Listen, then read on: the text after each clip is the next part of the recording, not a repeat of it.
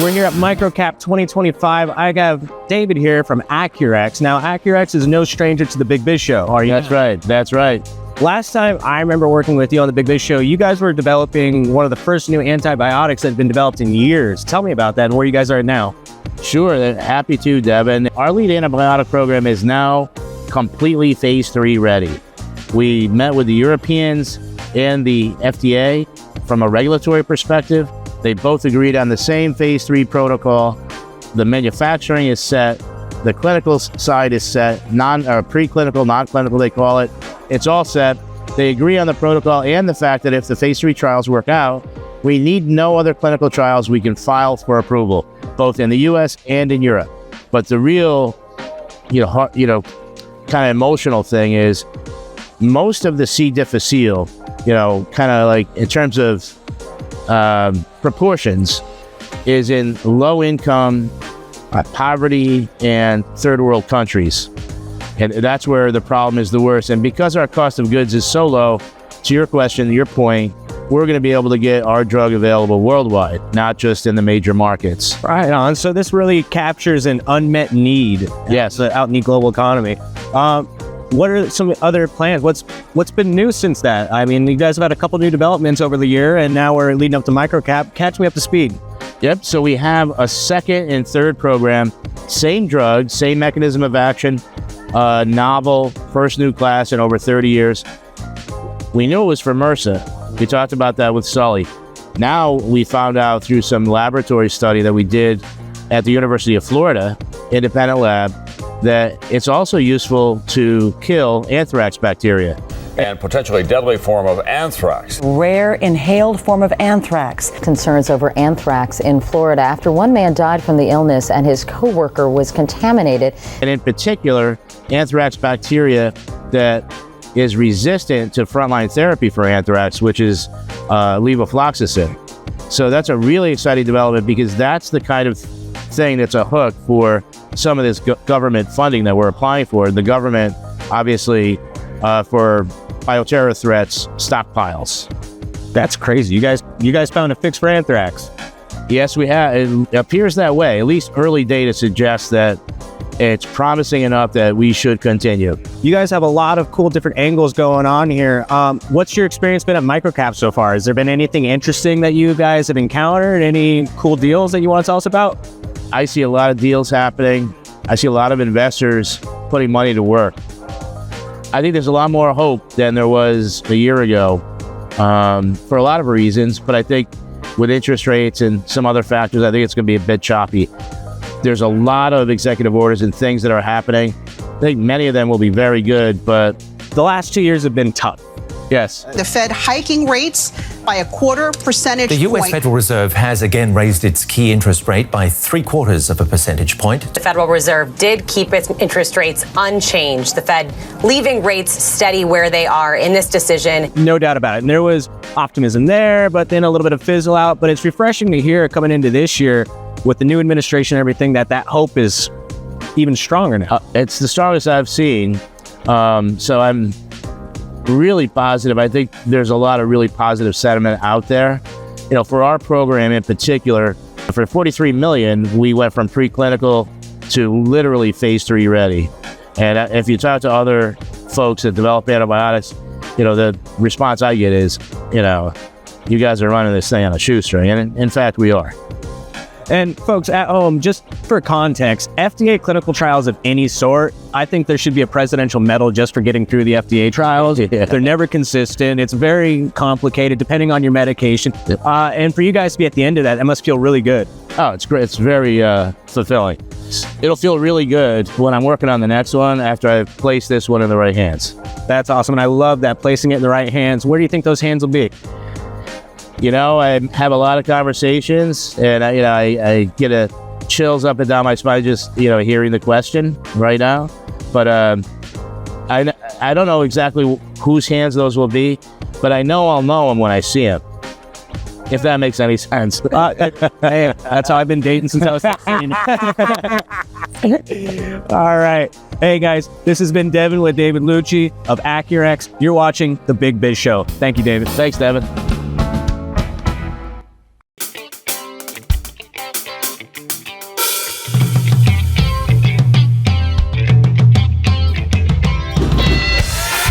175 countries and all the ships at sea on the American Forces Network.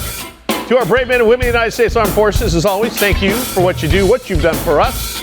Big Biz Show rolls on from inside the Loft 100 Studios. Costa, Marybert Godwin, Greg Todorov, and of course, Sully. Good to see you. Don't forget our BizTV audience. Right here in the U.S., 125 million TV home strong with American Life Network and BizTV. Okay. Mary, it's one of your favorite subjects. You always point to the female every time. No, because you're the one who told us about this thing called GLP1.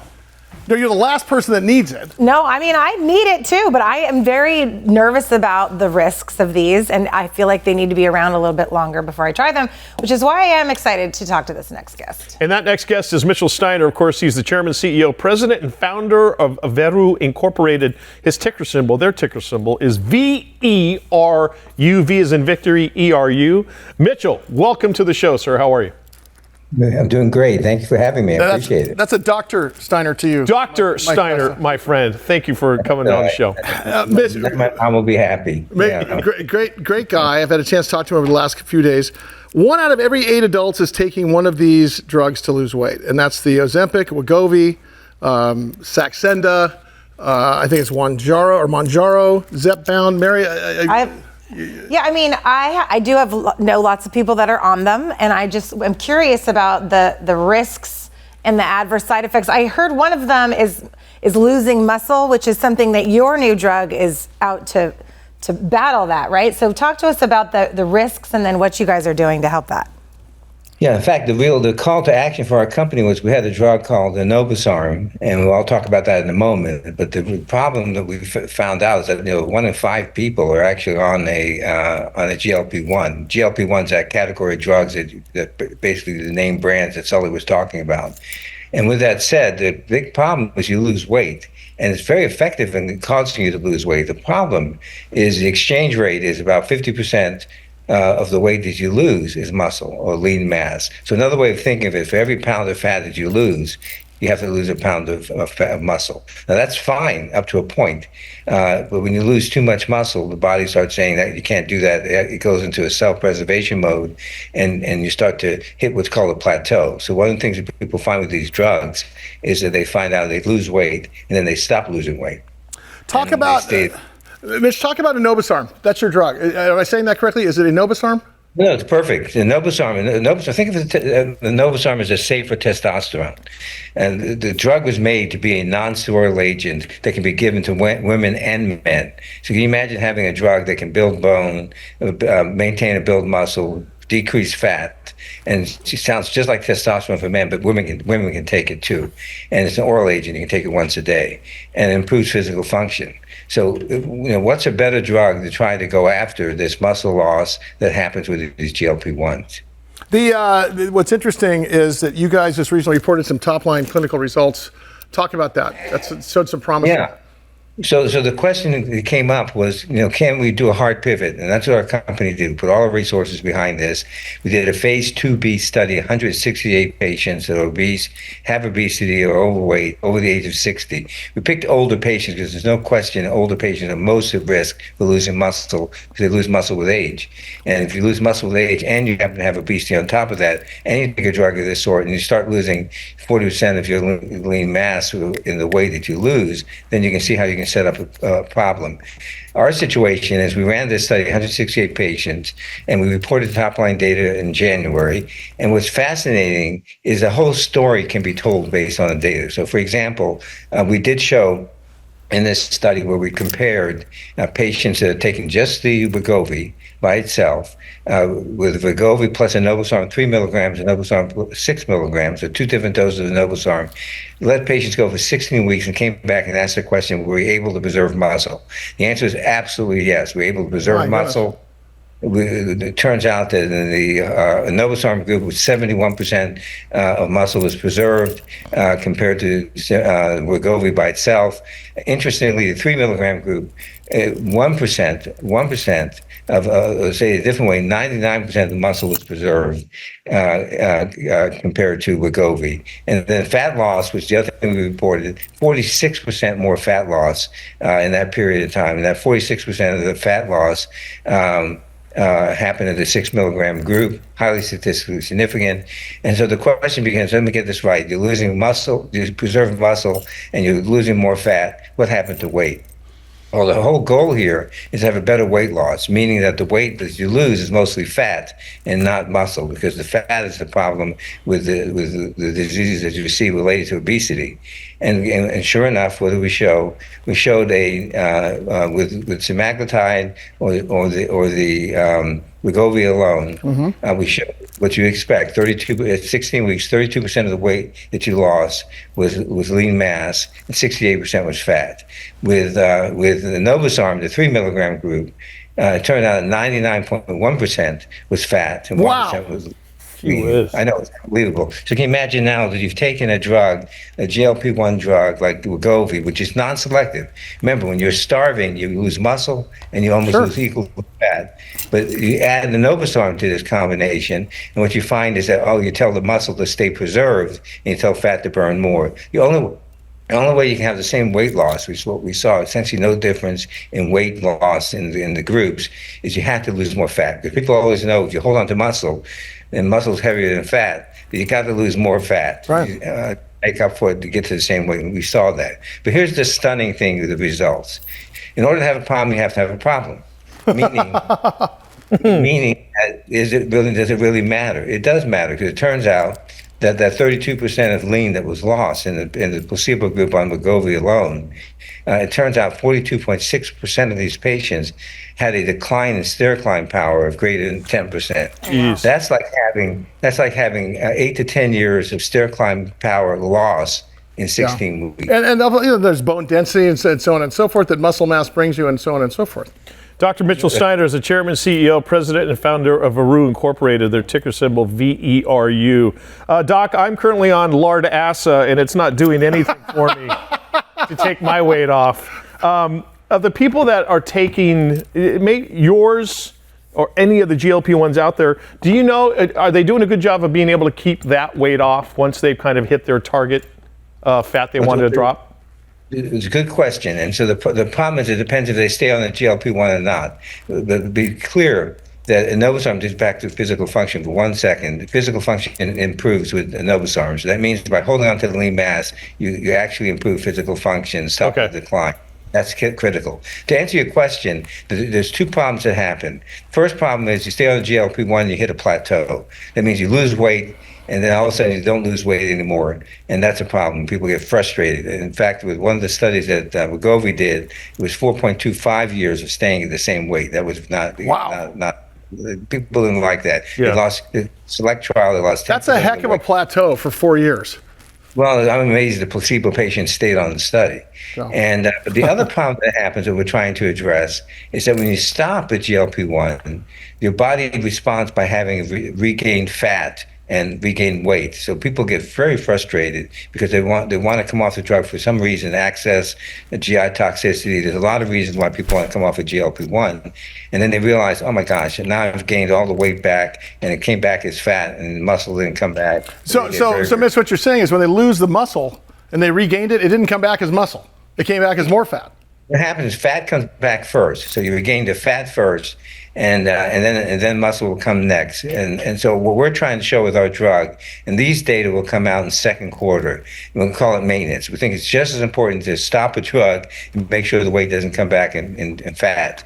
And so we're hoping to show in second quarter that Enobosarm helps patients by, when you stop a GLP-1, that you'll find that your fat regain can be blunted, or even better, show that you continue to lose fat.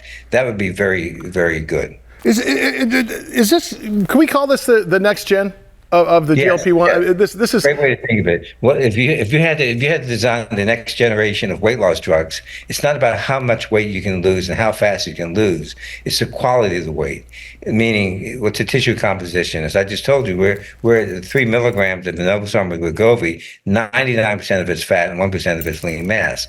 That's pretty good. And so if you can do that, then that's your next generation, because you converted a non-selective GLP-1 where you lose muscle and fat equally to one that, in combination with Enobosarm, now you're selectively losing fat and leaving muscle alone. That I would call next generation drug. He is Dr. Mitchell Steiner, the chairman, CEO, president, and founder of Veru Incorporated, VERU Inc. Of course, their ticker symbol is VERU. Dr. Steiner. We're going to cover this company. My gosh. He'll be back with us. He's going to come to San Diego. We're going to pin him in the corner, let Mary talk to him for 15 minutes about the next gen drug. Dr. Steiner, thank you so much. That's a deal. All right, keep it here. Thanks so much. Good stuff. Keep it here, everybody else. Lots more to come with the Big Biz Show.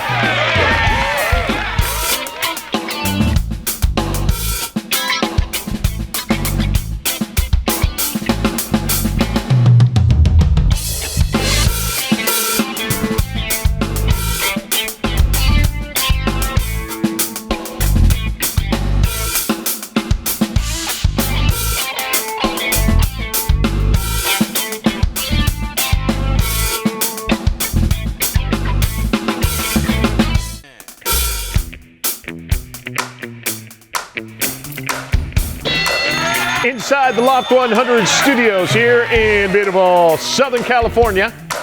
Wherever you're watching, wherever you're listening, thanks for being along for the ride. It is the Big Biz Show. Those handsome guys up on stage, the best in the business. Of course, we call them the Day Trader Trio here at the bar. Costa, Marybird Godwin, our executive producers, Greg Todorov, and Sully. I'm excited because this month marks... Oh, it's coming. My birthday? We are getting very close to... And your birthday, Marybird Godwin. Don't forget it's my birthday month. You got your birthday, you got Matt's birthday this month? Is this Leo season? No, Leo is... Aries season. Yeah, Leo is July to August. Harry season. Waxing season. And baseball. Baseball. So are you excited? Mike, of course. Yeah. Nationally recognized sportscaster. Excited. Do you remember what game this was that Ozzy Osbourne was trying to... I can't remember. It's Cubs, but I don't know what the game was.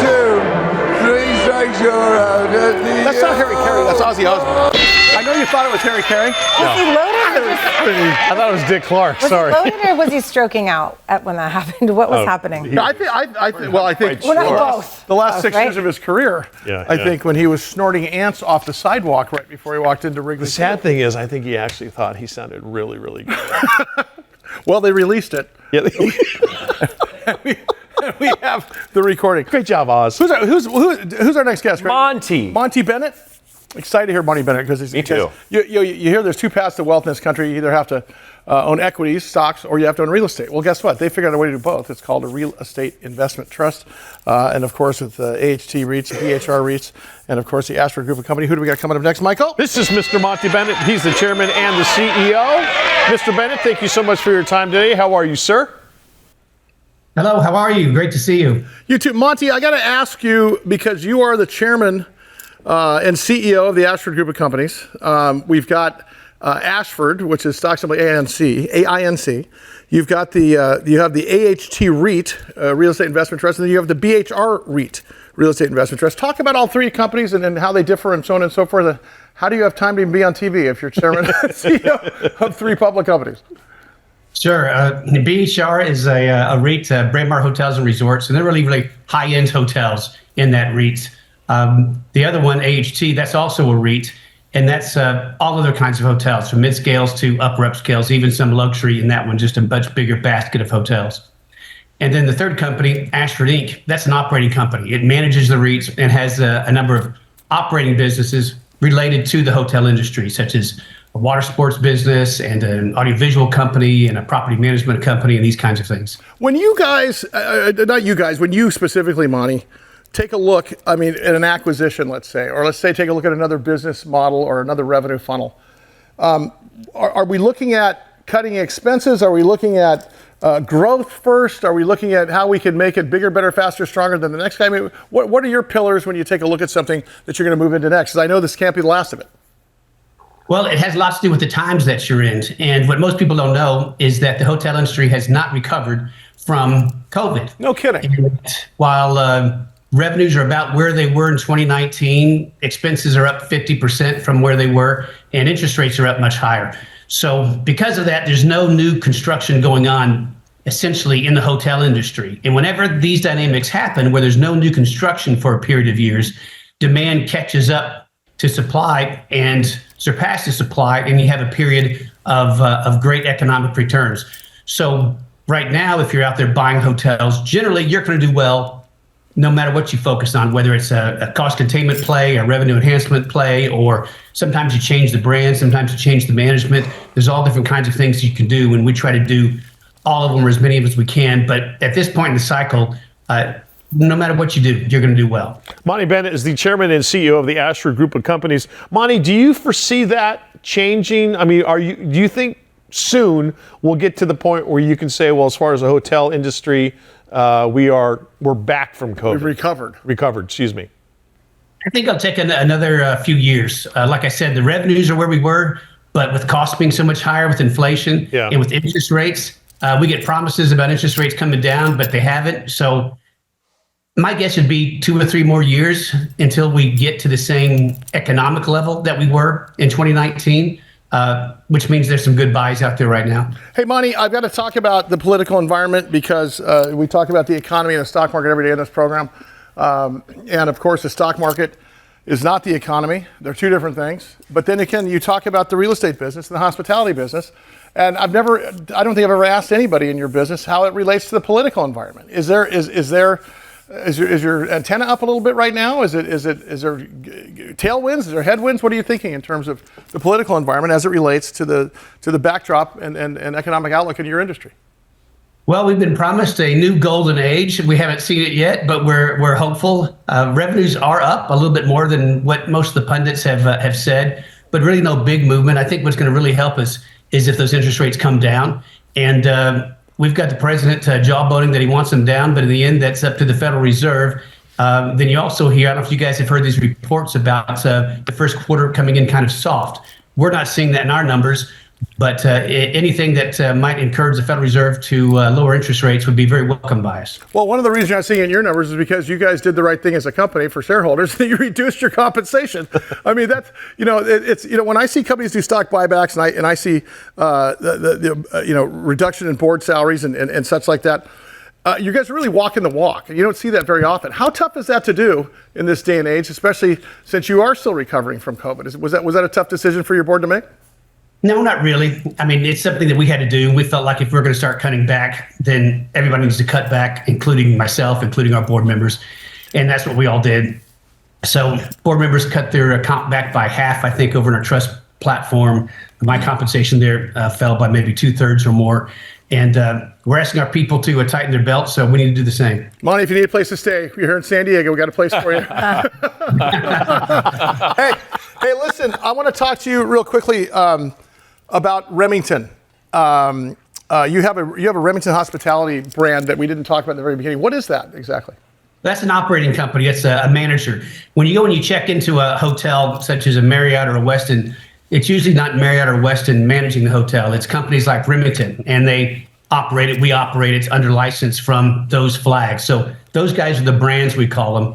And then most hotels are operated by independent owner-operators or independent operators, such as Remington. We manage about 120 properties across the country, some for our own account. Wow.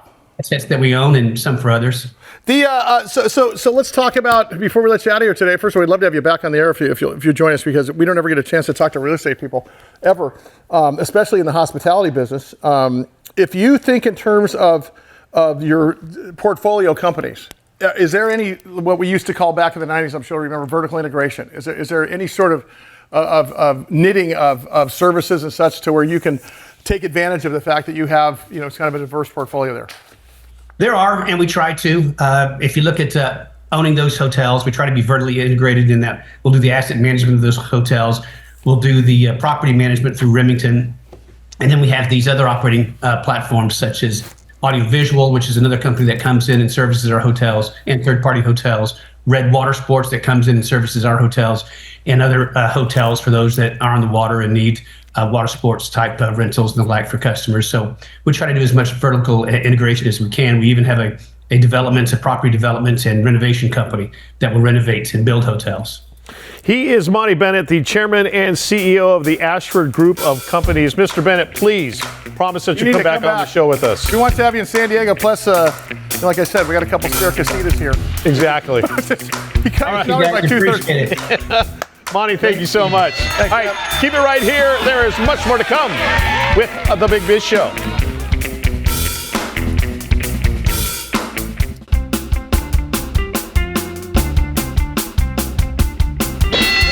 Big Biz Show rolls on inside the Loft 100 studios. We are here in sunny Southern California, wherever you are watching and or listening. As always, thanks for being along for the ride. I'm Costa, Marybert Godwin, Greg Todorov, our executive producer, and of course, Sully. Good to see you guys.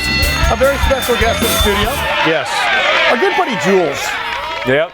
Jules, the pastrami guy. Pastrami Jules. You know, I got a guy who makes pastrami. Yep. Who also dabbles in small personal loans, laundromats, and public companies.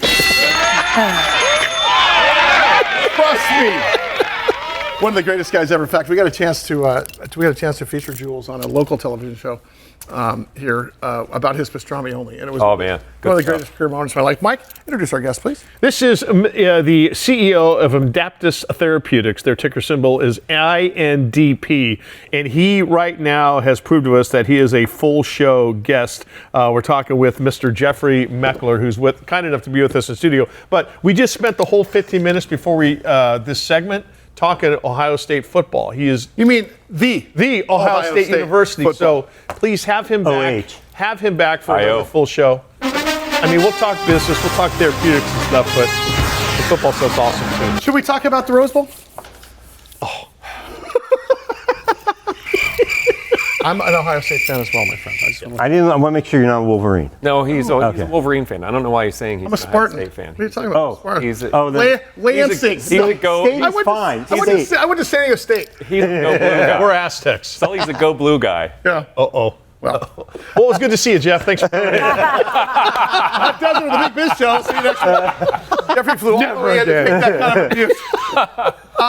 So let me pontificate and gesture wildly about the biotech industry. So in 2023, you had a horrible year in biotech as a whole. We did. 2024, same thing. JP Morgan comes out at the beginning of 2024, however, and says things are going to be fine. There's going to be a JP Morgan conference. Remember the 2020? Oh, yeah. It was the last couple of years were something, and you're not going to raise any money for the first quarter of 2024, but then things will be sunshine. Well, sure enough, second quarter of last year, money was flowing, and then it was wah, wah, wah, wah. Yep. And then third and fourth quarter, biotech just took us a slam. It seems to me that, of course, JP Morgan conference was very cautious this year of what they said, but it seems like things are actually looking up. Things are coming out of this thing. Talk to us about biotech as a whole first before we get to your company. How are you feeling as a CEO of a public company for biotech when you guys are in a treadmill trying to raise money? Not you guys personally, but I mean the industry. Us personally. So biotech in general, if you go back for the last, we had a big bump in COVID, which just sent all of these stocks crazy. Was that because the vaccines cut in line to get the approvals and with the FDA? Because obviously people thought it was a rush job. It wasn't really a rush job. It was basically they just got to go to the front of the line. So I think it was broader than that. I think a lot of people it took the focus of it. And don't forget, Pfizer was selling like 40 billion of COVID vaccine. So they just saw the return on the emphasis was on a different syllable, right? Yep. I mean, right? But I think that it was too much enthusiasm at that point. Mm-hmm. And biotech, if you've been around this for decades, it goes up, it goes down. I think the other thing that's gone on, you had interest rates going up. That always makes it a little tougher for biotech. Sure. And I think the ecosystem of how a lot of these companies get formed, it used to be you had some seed money, then the VCs came in, then the crossovers, then the IPO guys, then the hedgies, then the long terms. Sure. There's this that world has changed. So let's talk about that, because people say, well, people are investing in biotech. People own biotech stocks. That money doesn't go to the company. That's an auction. Mm-hmm. The stock isn't, except for your IPO, it's an auction. So what type of investor says, okay, I'm going to park $50 million on a great bet, a good bunch of scientists, a good business model, but it's going to be 7 years? What kind of investors do that these days? In the public markets, just a few of the long-only big, your Fidelities, your T. Rows, those funds that have the scale and the ability to sit long. The hedgies don't, and everyone else in that, the VCs who start these companies, the crossovers, they're out. They can write those checks, but they're out within some period of time. They don't stick around for the drug. They have a the risk aversion model, where they're right. They come in with a hypothesis that if this data point, whether it's phase 2 data or getting in the clinic or something, they're around at that catalyst. And when that occurs, they then take their risk off the table. And because, in a prior life, I worked at Pfizer, and I worked in a corporate group that did acquisitions. And the thing is, there's not just the technical risk, there's the regulatory risk, there's the commercial risk. And when you layer all these risks onto a investment, particularly in one where, we're not going to be able to grow the overall business. Don't forget, most drugs are generic now. Sure. The majority of pills being sold. So you take it to the 5-yard line and get a bigger company to take it to the goal line and then exactly. Market, right? Mm-hmm. So for you, you guys have money in the bank. You guys are doing well in terms of marching down that FDA arc of the story and so on and so forth. How does Johnny Lunchbucket's company over here though raise capital to cure the liver cancer or raise capital to deal with that MS problem? Well, it's interesting for the companies that are preclinical. There's still a market. So if you go back and you look at the venture firms have raised money over the last few years, they raised a lot of new funds post-COVID. So I think there's money there. If Endpoints is one of the trade journals. You look at it, there's always a new fund. There's always funding, 50 million, 100 million to start this company out of some lab or somewhere. I think the real problem is once they get going, how do they get that IPO'd? Because the IPO market's been terrible. Yeah. And how they go forward. There used to be 14 a month back in 1998. Yeah, you could There's 14 a year now. Yeah, what's going on? And that's where I think there's a big problem. And it's a fundamental ecosystem problem of getting these companies out. So what's happened is the VCs now all are kind of holding on longer. You're seeing that dynamic change where they can't exit at the IPO like they used to. It's a different game, and the markets haven't all evolved. For us, we've been fortunate, but we went public through a reverse merger. So we bypassed all of that. But still, the capital formation game was still afoot. We were right at the end. Gotcha. We were struggling to try to pull it together as a private. We found we could find capital, and of course, the minute you became public, I say this all the time. If you have a shoelace retipping company that's public and a cure for cancers is private, I'll raise money faster for the shoelace retipping company that's publicly traded, right? Yeah. He is Jeff Meckler, the CEO of Adaptus Therapeutics. Their ticker symbol is INDP. So talk to us about your company and tumor regression and what you guys are doing. So Adaptus is actually based on a phenomenon that's been observed for literally hundreds of years. In fact, Saint Peregrine is the patron saint of cancer. And priest had cancer, got an infection. Wait, who drew the short straw there? Got an infection. They thought he would die. He survived the infection and he cured his cancer. Oh. So this is observed for hundreds of years.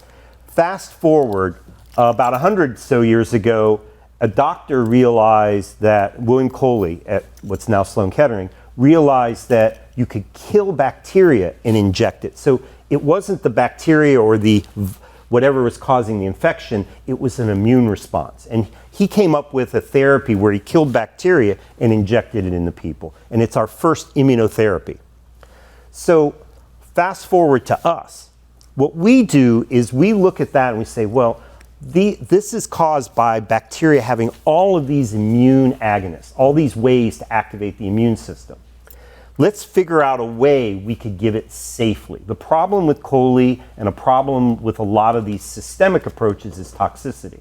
And what we've been able to do is develop a way where we engineer the bacteria. And by engineering it and reducing what's called the lipopolysaccharide, what this is the most potent immune response in bacteria. By cutting that down, we can give it safely, and we create this pulse that we turn the immune system on and off. And there's a graphic that we're looking at here for our viewers. Oh, yeah. If you look behind you, you can see the big screen here. Yeah. But what's interesting here is because you may be listening to us in Bahrain across the pond. You may be watching us in New York City.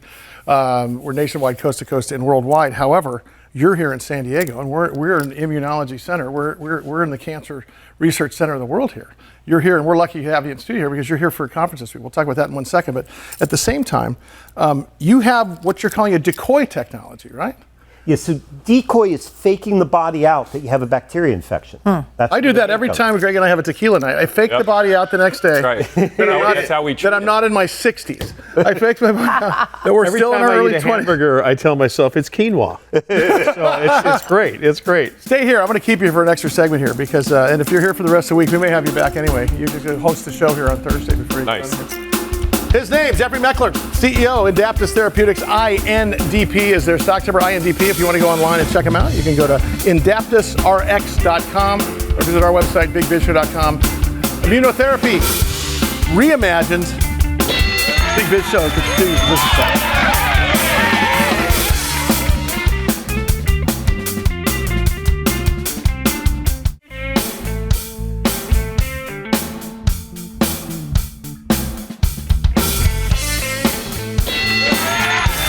We continue from the Loft 100 studios here in sunny Southern California.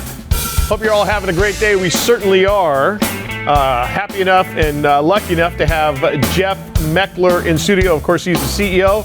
Adaptus Therapeutics, their ticker symbol is INDP. 125 million TV homes in the U.S. Of course, let's not forget American Forces Network in 175 countries and all the ships at sea. Big Biz Show on the air.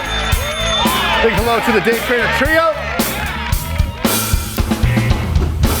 Jeffrey, talk to us about the actual technology. What does it do, and where are you at in terms of the arc of the story with the FDA? Great. So we are actually in the clinic, and the exciting point for us in the time this year is a big point of the arc. Is in the fall, the fourth quarter, we signed a deal with BeiGene. BeiGene makes a product called a PD-1, programmed cell death. The number one selling drug in the world is Keytruda. It's a PD-1 by Merck, $30 billion. This is the number one cancer therapy. What we have found in our preclinical work is when you give a decoy therapeutic and a PD-1 in mice, we saw 80 to 100% eradication. That means the tumors were completely clear. Wow. It's incredible. Now, these are mice and these aren't humans. But the important thing for us was partnering with BeiGene to then, we've now finished most of our initial safety data. We can now do a partnering where we put this immune agonist together with the PD-1 and see what it will do in humans. Amazing. And it's a safety study, so the whole goal is to make sure it's safe. Of course. But if we give it to 20 or 30 patients and we're doing it in an area that PD-1s don't work in, and we see any responses, this is very meaningful. How is it administered?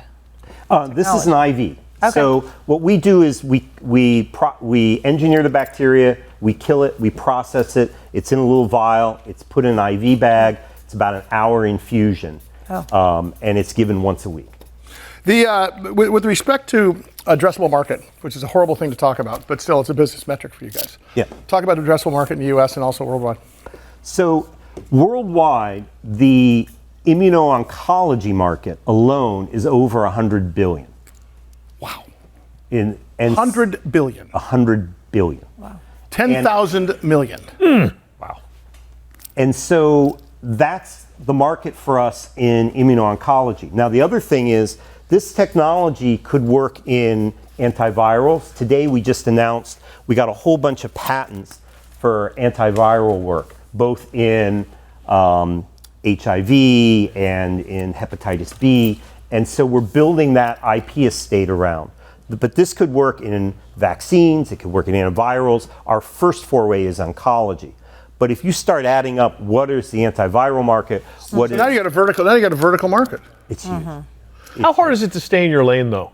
Yeah, that's a you good see point. all of these, and not saying that you shouldn't, because thank God you're thinking about other verticals you can get into. But is it kind of hard to keep your eye on that first carrot and then? Oh, I thought you were talking about the Ohio State versus the Browns and versus the Guardians. That's another show that he's coming in for. So it's actually really easy. First of all, going into advanced cancer is the easiest from a development standpoint. The FDA, the patients we're going after are really sick. They have no other options.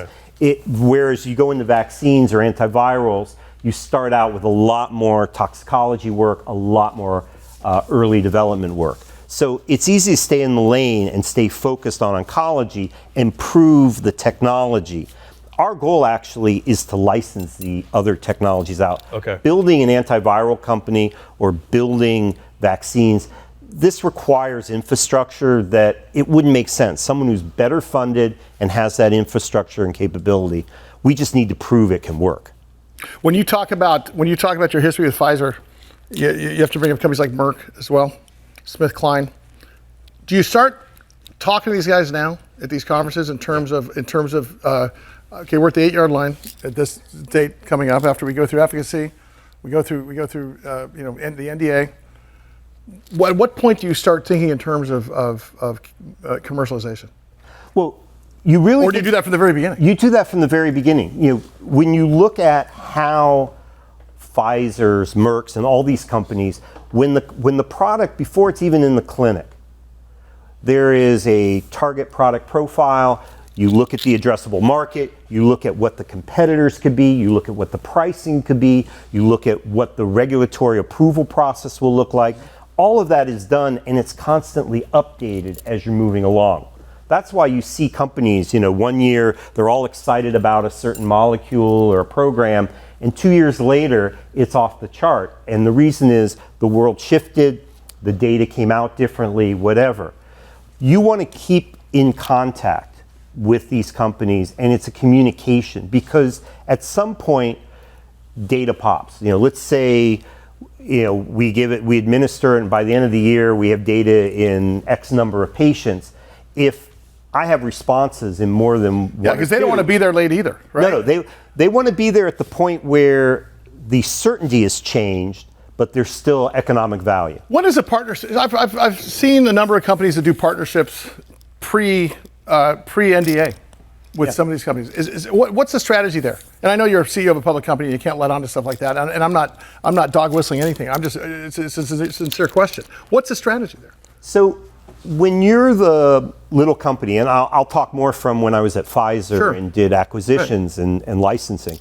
You're the little company, and you look at, what do I need to do to get to the next level or next series of levels? And then you weigh the risks of that and the dilution, the cost of capital. And that's what you're kind of measuring against what a larger company who can, for Pfizer to write a check for $100 million against a $40-50 billion income line, it's really small. For a company that has a market cap of $100 million, it's a game changing. And for the investors, the CEOs are sitting there looking at it going, I can take a licensing deal, the stock will go up, we can do other things, or I can gamble again. And by the way, I've worked with companies and been involved with things where you turn the card over and you got to do another phase 3 trial, and there's another $200 million, and it changes it. It's a risk versus reward. Yeah, I want to have you back on the show because we, like Mike said, you'd have you for a while. Real quickly, just in 30 seconds, what are you looking most forward to this year? The combination data. Our combo study should start very soon, and by the end of the year, we should have some data on it. Jeff Meckler, the CEO of Adaptus Therapeutics, the first of many more visits with us, we hope. Of course, their ticker symbol is INDP. Jeff, thank you so much. Thank you, Chief. All right, keep it here. Lots more to come with the Big Biz Show after this.